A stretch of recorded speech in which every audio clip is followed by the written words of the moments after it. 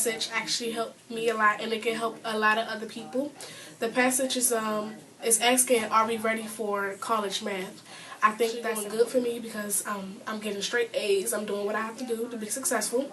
Next year I'll be moving on to geometry. I think that's good for me too because pre-calculus in high school is going to be difficult, but I think it's pushing us to and challenging us to do the best that we can do at all times. I think all math is difficult, but if we push through and actually try it, then we can actually get through it and move on to college, which is more. It's going to be more difficult, but we can push through it. We can do it.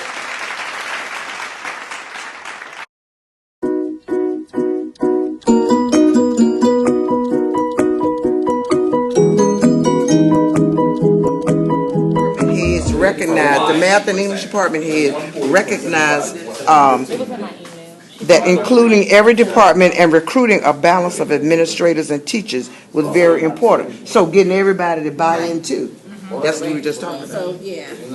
So first of all, not buying in probably was a reason why they weren't exactly because no changes. But once they got the buy-in. That they needed to make their slogan was high standards, high expectations, no excuses. So they started to now set high expectations and high standards for the teachers then had to make a change about how they taught, which was having higher expectations and higher standards for their students. Variety of facts. She used as what? No. Variety of facts. Okay. Variety of facts, and then you probably say some of the facts are as follows or whatever. You just list what they are. To demonstrate that the teachers are not owning the student score. Yes. They're not owning them, and they need to.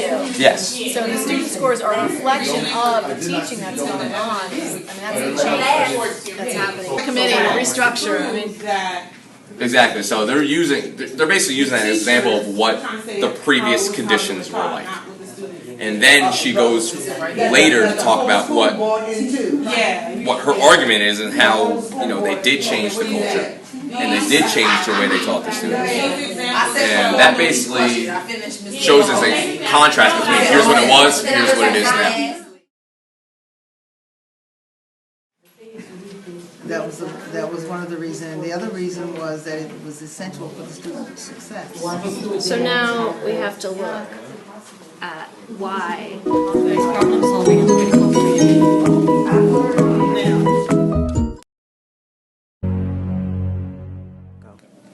I would score this essay a 3 for content and form because it doesn't really insightfully explain. It just kind of dumps information.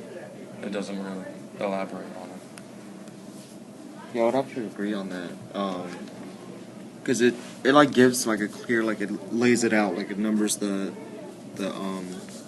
reasonings in their thesis. It's 1, 2, and 3, and then paragraph 1 correlates to 1, and then so on and so forth. Yeah, I would score as a 3 also, form and context, because yes, it's it stated everything about. Yeah. I had to read this twice, almost 3, because I didn't actually get. Yeah, it's just cliche. It's we've seen this before. Yeah. We've seen this setup for the in chapter 2, in this, in that, the author.